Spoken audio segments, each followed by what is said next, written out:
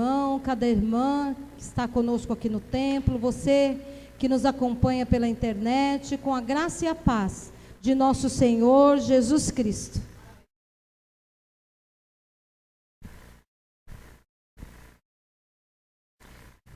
Então eu te convido, meu irmão, minha irmã, a abrir a palavra do Senhor no Salmo de número 37.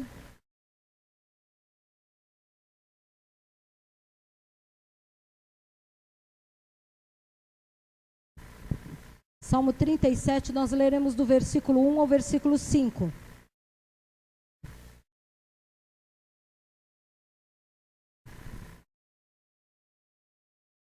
Mesmo assentados, mas com toda a reverência, a palavra do Senhor, vamos fazer a leitura. Diz assim o texto: Não se irrite por causa dos malfeitores, nem tenha inveja dos que praticam a iniquidade, pois em breve eles secarão como a relva e murcharão como a erva verde. Confie no Senhor e faça o bem. Habite na terra e alimente-se da verdade. Agrade-se do Senhor e Ele satisfará os desejos do seu coração. Entregue o seu caminho ao Senhor, confie nele e o mais Ele fará. Amém? Vamos orar? Senhor Deus, Pai Todo-Poderoso, te louvamos, te bendizemos, te agradecemos pela Tua palavra a nós revelada. E te pedimos, Senhor, em nome de Cristo Jesus, que ela encontre em nossos corações terra fértil, onde ela possa ser frutificada, Senhor, e compartilhada de modo especial com aqueles que ainda não te conhecem. E que a Ti seja toda a honra, todo o louvor e toda a glória, em nome de Cristo Jesus. Amém e amém. Amados irmãos e irmãs, vocês já me ouviram falar aqui que o livro de Salmos, ele talvez seja dos livros da Bíblia o que mais tem a ver, o que melhor retrata as nossas emoções, as emoções humanas. Nós encontramos aí relatos de diversas experiências, e quando nós lemos esses salmos, muitas vezes nós os identificamos com alguns personagens, porque talvez a nossa história de vida naquele determinado momento tenha muito a ver com aquilo que está sendo relatado por aquele salmo, por aquilo que está sendo narrado naquele salmo. Uma experiência de vida de algum personagem que está sendo contado ali naquele salmo.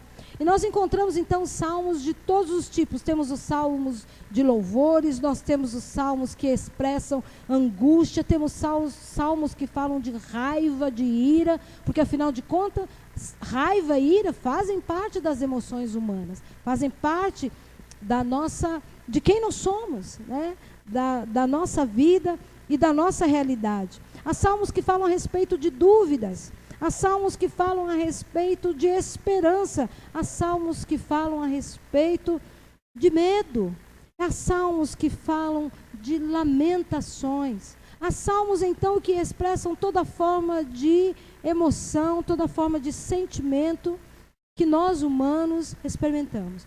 Então talvez por isso o Salmo seja o livro que mais expressa a nossa realidade humana. E os salmos muitas vezes eles nos ajudam a identificar essas emoções, quando muitas vezes nem nós mesmos conseguimos nomeá-las. Porque nós não gostamos de admitir que nós sentimos inveja. Nós não gostamos de admitir que muitas vezes nós sentimos raiva, que nós sentimos vergonha, que nós temos medo, que nós somos inseguros. O salmo que nós lemos mesmo, no versículo 1, ele já se inicia dizendo, nos orientando, olha, não tenha inveja dos malfeitores, não inveje os malfeitores. E nós não gostamos de nos sentir expostos, nós não gostamos de nos sentir vulneráveis. Nós gostamos de mostrar e de exibir a nossa fortaleza, que nós damos sim conta de tudo, que nós sim aguentamos todas as coisas, e que nada nos abala, e que nós somos fortes. Mas os Salmos, ele tem essa condição, ele tem esse poder de nos conduzir firmemente no caminho do conhecimento de quem é Deus. E esse salmo que nós lemos, Salmo 37, ele foi escrito por Davi. E ele foi escrito por Davi no alto da sua maturidade. Se você abrir aí, nós não lemos, mas o versículo 25, no versículo 25 do Salmo 37, Davi diz: já fui jovem, hoje sou velho. Isso quer dizer que quando ele escreveu esse salmo, ele já tinha vivido muitas experiências, ele já tinha passado por muitas coisas. Então, diante de toda essa experiência da vida de Davi, diante de toda a experiência que ele adquiriu durante a sua vida, ele procura ao longo do Salmo 37 responder alguns questionamentos que são próprios da vida humana e particularmente questionamentos que são próprios da vida cristã. Como por exemplo, depois você lê o Salmo todo, você vai encontrar respostas para questionamentos como esse. Por exemplo, por que que os maus prosperam? Por que que a injustiça ainda prevalece? Será que Deus se importa? Porque parece que algumas pessoas, mesmo estando distantes de Deus, são bem-sucedidas?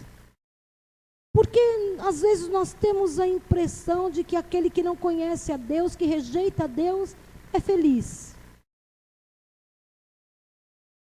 Talvez, numa linguagem de hoje, nós poderíamos dizer: por que que aqueles que vivem preocupados somente consigo mesmo estão se dando bem na vida?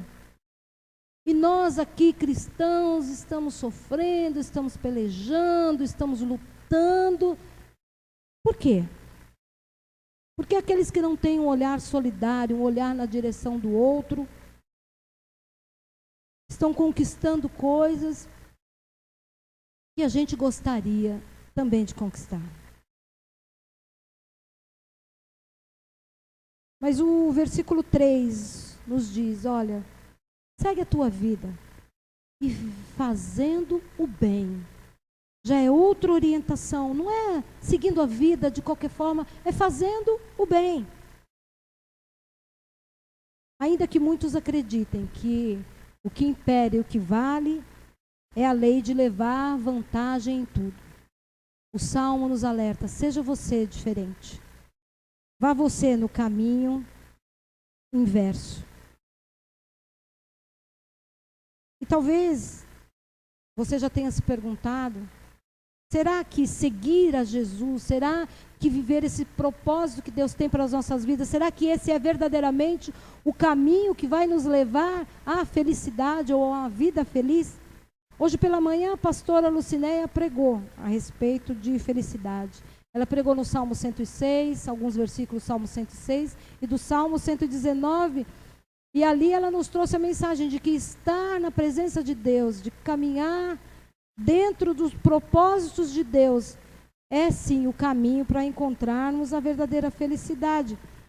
Mas às vezes, será que você não se pergunta diante de alguma calamidade, como as que temos vivido ou presenciado, ou tendo notícia dos últimos dias, terremotos, enchentes, inundações, pessoas que perdem tudo, vidas e vidas ceifadas? Será que você não se pergunta, será que Deus realmente está no controle de todas as coisas?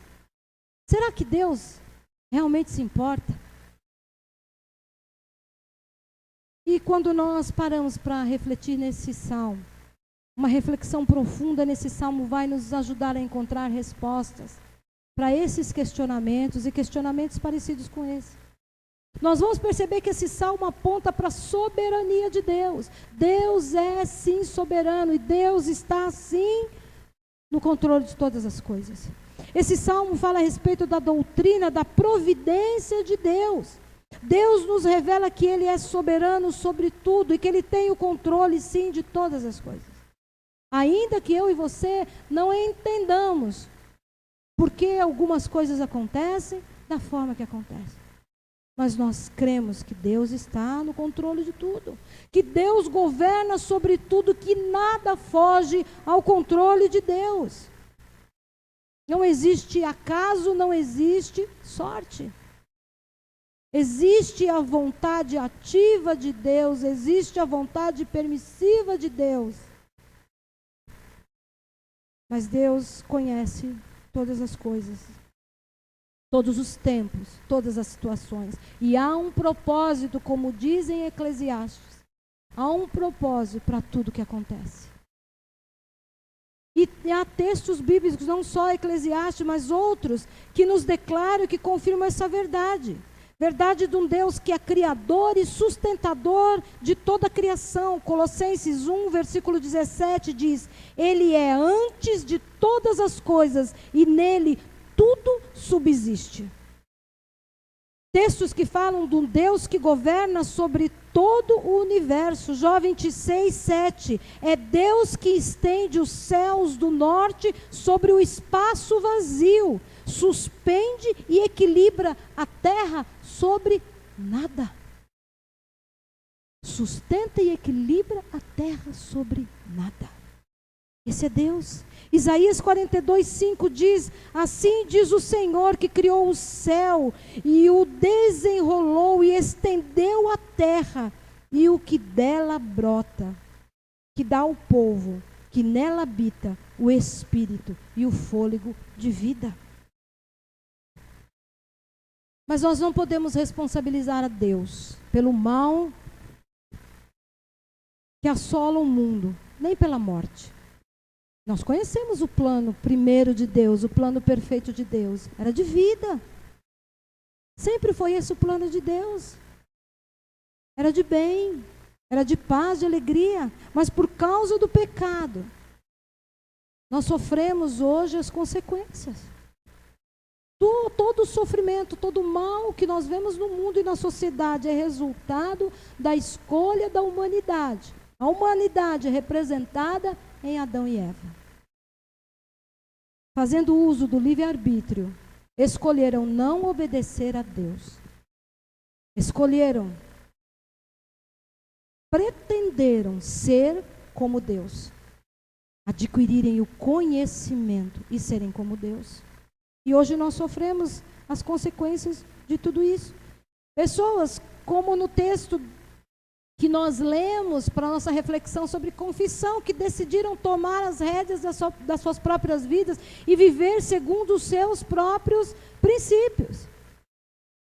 E aí o Salmo 37 nos diz, nos seus versículos, e nos desafia a olharmos para Deus, a não perdermos o nosso foco, continuarmos caminhando, olhando para Deus, não olharmos para as perversidades desse mundo, não olharmos para as maldades desse mundo, não olharmos para a morte que assola esse mundo, morte física e morte espiritual que assolam esse mundo, não olharmos para os injustos, não olharmos para os maldosos, para os malfeitores e nem os invejarmos, porque eles, segundo os padrões desse mundo, são bem-sucedidos. E a palavra ainda alerta que no tempo correto eles colherão aquilo que eles estão semeando. E os versículos que nós lemos, então, o salmista vai nos orientando a respeito do que fazer e do que não fazer. No versículo 1 ele já começa dizendo: não se irrite, não fique indignado por causa dos malfeitores, não os inveje. No versículo 2 ele traz o alerta: olha, eles vão murchar, eles vão secar. Por quê? Porque tudo, o que isso quer dizer? Quer dizer que tudo que eles têm conquistado é transitório, é passageiro. E aquilo que é valoroso para nós tem um significado eterno. Então não tem inveja deles. Porque tudo isso é transitório, tudo isso vai passar. O versículo 3 diz para nós, nos encoraja: confia no Senhor. Siga a tua vida diante de todas as dificuldades, diante de todos os desafios, diante de todas as incoerências que fazem parte da realidade humana, diante de todas as dúvidas, de todos os medos. Confia no Senhor. E não seja amargurado, faça o bem. Faça o bem, siga fazendo o bem, viva na terra, viva toda a plenitude desta vida. Viva a vida, estou sendo redundante, viva a vida na sua plenitude, essa dádiva de Deus, esse presente de Deus para nós. E se alimente da verdade. Se alimente da verdade, não permita que a mentira, em tempos de fake news, não permita que a mentira faça parte da sua vida. Combata a mentira, denuncie a mentira. Se alimente da verdade. Agrada-te do Senhor, o versículo 4, e Ele satisfará os desejos do seu coração. Às vezes esse versículo é um pouco mal entendido. Às vezes dá a impressão que tudo aquilo que o nosso coração deseja, Deus vai realizar. Não. Se você fizer tudo que os versículos anteriores nos orientam, os seus desejos estarão alinhados aos desejos de Deus. Então você vai desejar o que Deus deseja. Então sim, Deus vai satisfazer todos os desejos do seu coração, porque os desejos do seu coração são os desejos do coração de Deus. Então olhe para Deus. A vida está difícil, olha para Deus. A enfermidade bateu na sua porta, olhe para Deus. A vida financeira está complicada, olhe para Deus. O relacionamento está complicado, olhe para Deus. Olhe para Deus. Entrega o seu caminho ao Senhor, diz o versículo 5. Confie nele e o mais Ele fará. Entrega, essa palavra entrega pressupõe confiança. A gente não entrega algo que nos é valioso, algo que nos é precioso, a quem nós não confiamos. Nós tínhamos aqui as nossas crianças, né? Entregamos as nossas crianças aos cuidados da tia Silvana. Mas as mães entregaram porque confiam nela. Porque as crianças são, para as famílias, algo precioso. Mas já se estabeleceu uma relação de confiança. Nós não entregamos aquilo que nos é caro, aquilo que nos é precioso, para alguém que nós não confiamos. Entregar o caminho ao Senhor significa entregar a sua vida ao Senhor. Então nós precisamos confiar no Senhor para que possamos entregar a nossa vida nas mãos dEle, abrindo mão das nossas próprias vontades a favor da vontade dEle, submetendo os planos, os nossos planos que sempre nos parecem os melhores, aos planos dEle, seguindo por onde Ele quer que nós sigamos, vivendo de acordo com os propósitos dEle para nós. Renúncia. Ainda pouco antes do culto, estava conversando com a Carol e com a Verônica, e nós falávamos a respeito disso. Renúncia. Renunciar às nossas próprias vontades. Lutar contra o nosso eu que insiste em aparecer, que insiste em controlar. Certa vez, eu estava ouvindo um testemunho de um evangelista, um testemunho muito forte, de um homem que ele, eu não tenho certeza qual era a patente dele, mas uma alta patente da Polícia Militar. E ele disse que chegou uma época da vida dele em que ele estava tão descontente, desesperançado com as coisas, ou com a forma como a justiça acontecia, que ele resolveu fazer justiça com as próprias mãos. Então ele entrou, vocês se lembram bem de uma época que a gente tinha aqueles grupos de justiceiros, né? Então ele entrou para aliás, ele formou um desses grupos. E aí, quando ele saía com aqueles que estavam sob o comando dele, com a equipe dele, e fazia as prisões, ele não levava mais para a delegacia, para serem presos, autuados, não. Ele levava lá para um matagal e ele fazia justiça com as próprias mãos. E ele disse que ainda pedia lá para a pessoa se ajoelhar e falava, pode fazer uma oração. A pessoa fazia a oração dela e dizia, olha, você está sendo julgado por isso, isso, isso, isso, isso, e o veredito é condenado. E a pena é morte. E fala lá. Matar. Ele foi preso, ficou anos preso, e na penitenciária ele teve um encontro com Jesus. E ali ele foi transformado. E aí ele dizia, e o testemunho dele era muito impactante, porque ele dizia, ele levava ele projetava, né? E ele escrevia bem grande assim, a palavra Deus, projetava a palavra Deus, né? E ele dizia, o que eu fiz? Eu tirei o D e tirei o S. Tirei a primeira e a última letra. O que sobrou? Eu. Sobrou eu. Então ele diz, então eu me tornei o Deus da minha vida. Eu me tornei o responsável pelas minhas escolhas. Eu dizia o que era certo, o que era errado. Até que ele teve um encontro real com Jesus. E muitas vezes nós fazemos isso nas nossas vidas. Tiramos o D, tiramos o S, tiramos a primeira e a última letra. Aí sobra somente eu. E nós passamos a decidir o que nós faremos na nossa vida. As escolhas que nós faremos. Não queremos renunciar a nada. Queremos seguir os nossos instintos, queremos seguir os nossos prazeres, as nossas vontades têm que ser realizadas. E nós nos esquecemos que a vontade de Deus é sempre boa, perfeita e agradável. Que tudo que Deus tem para nós é sempre o melhor, ainda que a gente não esteja compreendendo nada. Ainda que a gente ache que não mereça aquilo pelo qual estamos passando, ainda assim, nós temos que seguir confiando no Senhor e crendo que no tempo oportuno Ele vai intervir e mudar a nossa história. Confiar no Senhor é ter uma plena convicção de que mesmo que tudo pareça perdido, Ele sempre nos dará um escape.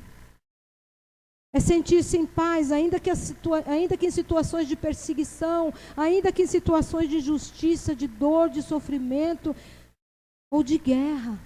Ainda assim experimentarmos essa paz que excede todo o entendimento e que só acontece quando a presença de Jesus em nós é real e plena. É saber que o sofrimento que nós estamos experimentando aqui não pode ser comparado com aquilo que Ele tem preparado para nós. Confiar no Senhor, entregar a nossa vida ao Senhor, é descansar na certeza do seu cuidado, em meio às aflições, em meio aos temores que nos trazem tanta ansiedade. É encontrar nele alegria suficiente para nos encorajar e para nos fortalecer e para nos fazer levantarmos todos os dias e continuarmos caminhando. É saber que o seu amor por nós se encarnou. O amor de Deus tomou a forma humana em Jesus Cristo e habitou entre nós. É saber que Ele nos guarda, é saber que Deus nos sustenta. É experimentar em todo o tempo a bondade de Deus. E é sermos todos os dias alvos da sua graça e da sua misericórdia. Portanto, meu irmão e minha irmã, não permita que as circunstâncias da vida, por mais desafiadoras que sejam, desviem o teu olhar de Deus e daquilo que Ele tem para você. Olhe para Ele, siga pelo caminho proposto por Ele para você, que é um caminho de paz, que é um caminho de bem. Mas se lembre, continua sendo um caminho estreito. Continua sendo. Mas é um caminho de paz e de bem, de crescimento, de maturidade, de desafios, mas de muitas vitórias, de vida plena e de vida abundante. Pastora, mas e quanto ao mais? E quanto ao mais? O que é que o texto diz? E quanto ao mais, não se preocupe, Ele fará. Amém? Fecha os teus olhos, curva a tua cabeça, se coloque na presença do Senhor. Fale para Ele a respeito dos desafios que você tem enfrentado.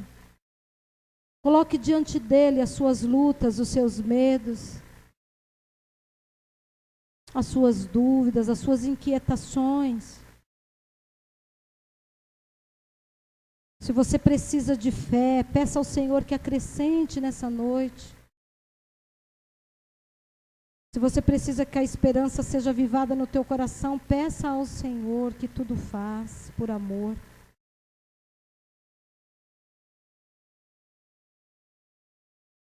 Abra o seu coração ao Deus da vida que está neste lugar.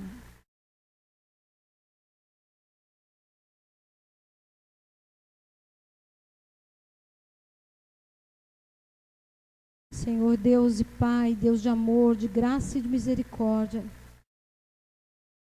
nós nos colocamos diante de Ti, Senhor, abrimos nossos corações, colocamos diante de Ti, no Teu altar, Senhor, todos os desafios que temos enfrentado, todas as lutas, as dificuldades que temos enfrentado, Senhor, e Te pedimos, aumenta a nossa fé, aviva a nossa esperança, Deus. Que nós possamos seguir confiando em Ti, Senhor, entregando as nossas vidas nas Tuas mãos, confiando que o Senhor tem um plano perfeito, um plano melhor para cada um de nós, Senhor. Em nome de Cristo Jesus, nós queremos também Te dar graças por tudo que o Senhor já fez, por tudo que o Senhor tem feito, por tudo que o Senhor ainda fará.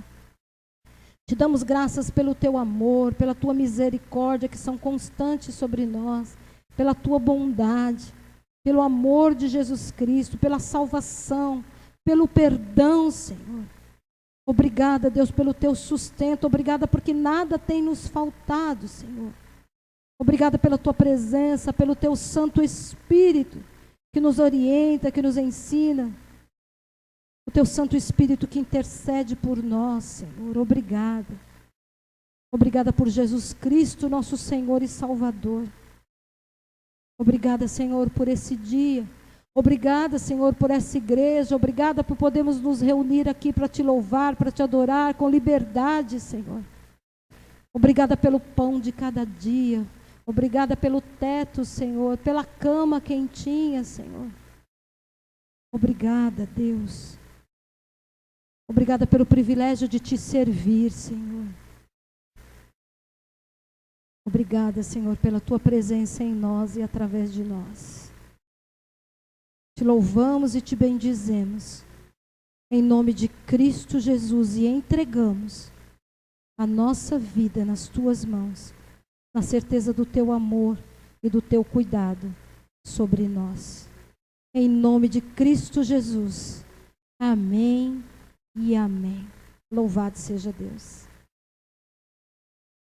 Antes do momento do ofertório, acho que nós não temos visitantes, né? Mas nós temos aí algumas pessoas que estão no nosso meio há pouco tempo. Vamos dar aí uma atenção especial a essas pessoas, acolhê-los, né, no nosso meio. Vamos lembrar também de orar pelos nossos idosos, né? Alguns deles estão passando por uma situação de enfermidade difícil, então vamos orar por eles. Amanhã o Paulinho da Leia vai passar por uma cirurgia. Lembre-se dele também nas suas orações. Mais alguém, gente? Me ajudem aí, mais alguém num período de enfermidade, que está precisando de oração? Pastor Flávio, verdade, nossos grupos de oração, nós temos orado constantemente pelo Pastor Flávio. Continue orando, crendo aí no poder de Deus, né? Nosso Deus é soberano. Adrianinha também está passando por esse tempo de enfermidade. Já saiu aí a cirurgia dela, né? Guardando aí, mas nós temos certeza que o nosso Deus está no controle de todas as coisas. Amém? Amém.